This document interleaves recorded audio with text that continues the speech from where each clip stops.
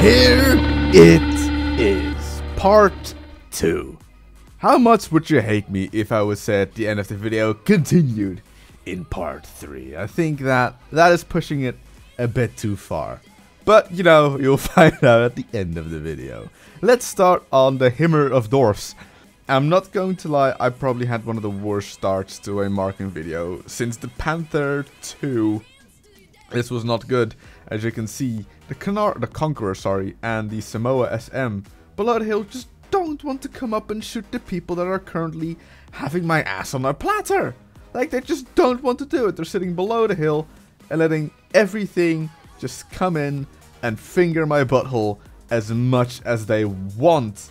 And I know they can help, because after here I die, I switch to them, and they're just sitting there. Like, look at this. Yeah, the Conqueror's firing, but like, they're not effective because they're all downtime. I'm waking up to ash and dust. I wipe my brow and I sweat my rust. I'm breathing in the chemicals. I need photos of Spider-Man. And in that game, we still came second on damage. And this is steps, and on steps, we encounter a Samoa SM. And I think around this time, when this was recorded, the Samoa SM was pretty much new, so we're going to see quite a few of them. There's not going to be any, I think, Italian tanks nor Polish tanks in this, and, well, I mean, that was unlucky, and because the 257 really wants to get that shot in, RT gets a hit on me as well because I couldn't pull back.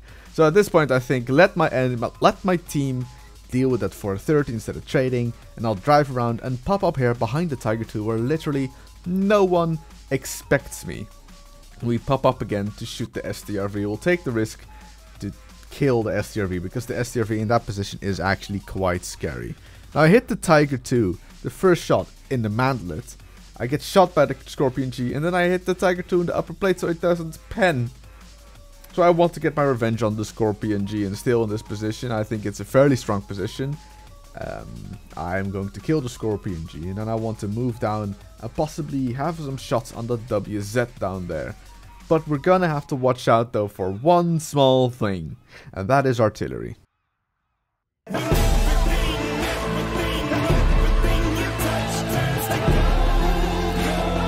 We got bagels. Whoa! Oh goody, it's Prokhorovki, which means a lot of camping, a lot of waiting, a lot of artillery. Because, well, it's Prokhorovki, what else can you expect? A big open map with 2 artillery. They will shoot on this corner because, you know, it's 10 over here. And it's not going to be a pretty game, this is.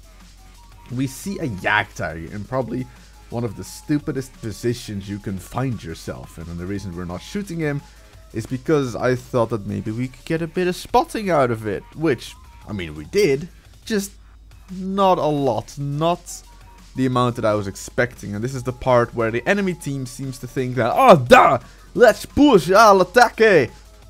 So I track the Panther 7 before he actually can start his rampage running down this hill, and someone else double tracks him, so I think I'll just shoot him in the lower plate. This is the part where I should probably start loading premium, because with that shot I actually damaged him. No idea how, because there's usually not a lot of armor behind that part of the tracks. I guess we hit him in the turret basket, but he angles, so we bounce our shot off his lower plate. Would have actually helped us in the long run, because now he does damage to us, he damages our ammo rack, I miss his turret basket again, and now he's just chilling there with his dick out, waiting for us to kill him. And this is the part where also the Carnarvon finally decides to come in, and everything is slowly going to poop pancakes because the RT is chiming in, and when you think it's all finally a bit over, 2 new contenders show up, the T-34 and the Scorpion G, who I also missed because he just stopped right before I fired. We get a bit lucky with this T-34 because I am pretty much a one-shot for him. I'm a one-shot for everything, and he doesn't fire until it's too late and he finally bounces. But we don't reload in time to kill the Samoa before he kills us. Look at this. Graveyard though.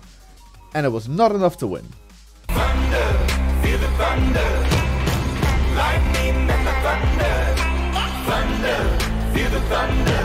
I'm over the river Cock on our own bridge.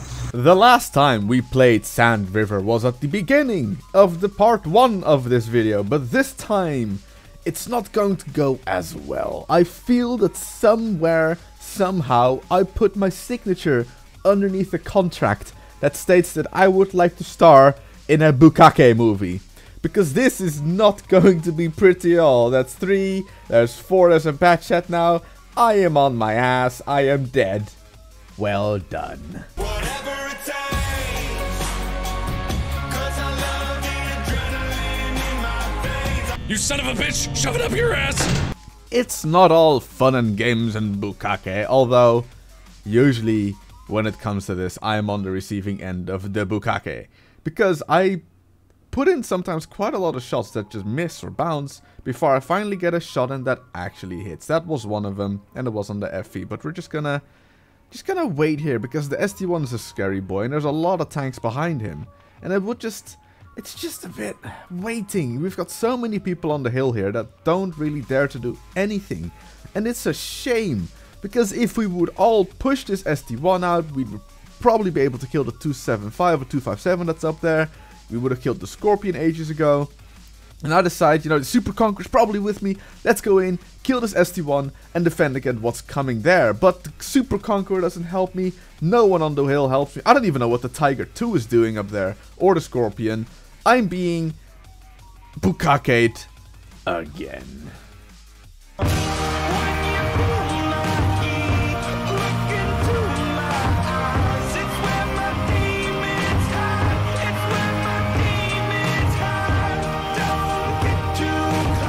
Does that mean both caca and pee-pee? So who was ready for part 3 of this video? Because at this rate, I will not get this mark. Because of a few reasons. Yesterday, it just felt like nothing really worked out for me per se. I made a few dumb decisions. This was recorded a day after, on the 3rd of April, if I don't think wrong. Anyway, that's not English, that's difficult. Apparently, this was one of those days where either I am too aggressive, which I don't feel I was, maybe at some points, maybe a bit too, maybe just a tiny mistake. But this was one of those days where no one wanted to play the game. Literally no one wanted to just try and attack. Look at where my team is. They're all sitting on the corner of, what is that? D8. They're just waiting. And look here, look behind me, the bad chat, another bad chat, a TVP. They're just waiting on that corner for something to happen. And nothing will happen because they're sitting there waiting, taking damage. I mean, look at this. The 705A and the E100 are pushing me. And look behind me. They're just sitting there waiting. And I'm just literally here screaming, just please play the game. Please try and get shots off into the enemy, because at this rate, I will get uber frustrated. And I will eventually die. And you know what? I die because of a teammate.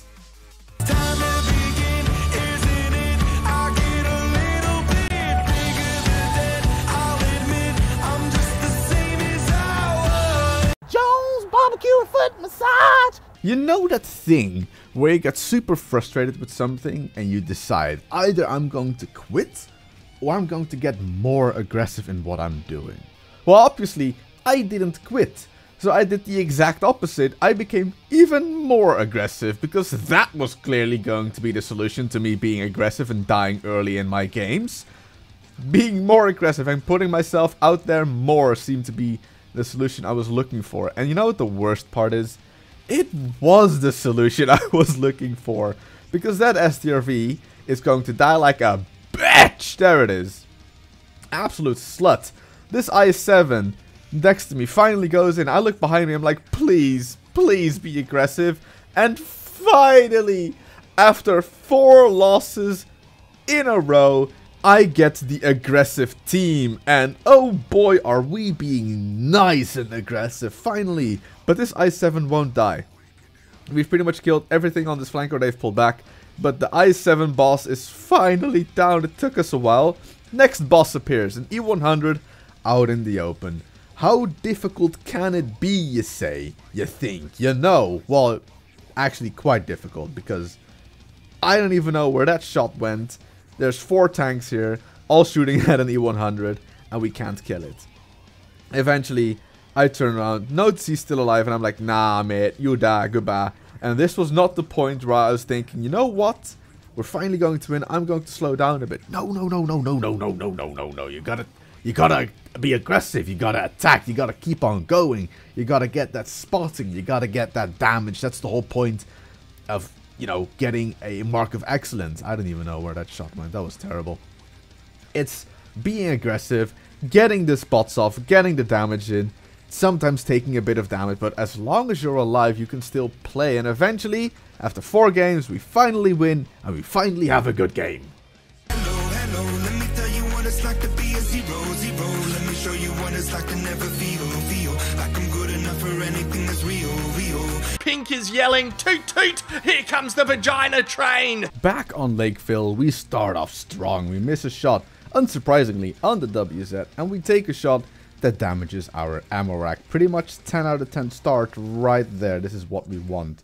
Maybe I was a bit too aggressive trying to get a shot off into the WZ, but then again, I was still a bit annoyed and I was still being more aggressive than I would usually be. We put a shot into the T25 E5. No, the T26 E5. Wow, I forgot that completely what tank that was. And we kill the Conqueror, and hopefully my team will start pushing into the middle next to the church, because we've pretty much killed everything that was around there. I see that the IS-3 might be poking, but the 705, you know, is a tier higher, and he shot me earlier, so I kind of want to take my revenge on him by shooting him back. We see the Leopard PTA, but I think maybe the WZ's gonna poke, maybe? Nah, then we'll shoot the Leopard. Sadly enough, he'll get a shot off into us. And that's another 400 health gone. So we keep on pushing, because we have fought ourselves through that next line, so we go to the next line of defense, of whatever it is, and we shoot the 705 again. Come around the corner, because the IS-3 shot us earlier, which means that we had to reload over him. It's pretty good to know that stuff. Like, the IS-3 has about 10 seconds, and I have about 9 seconds, I believe it is. I don't know. 8.5, whatever. And I don't even know how that shot went in. I wasn't aiming really for the Scorpion, but I still hit him. Not that I'll complain though, but you know, Artie shoots at us and sets us on fire. And after that, I just miss a bunch of shots and the game ends.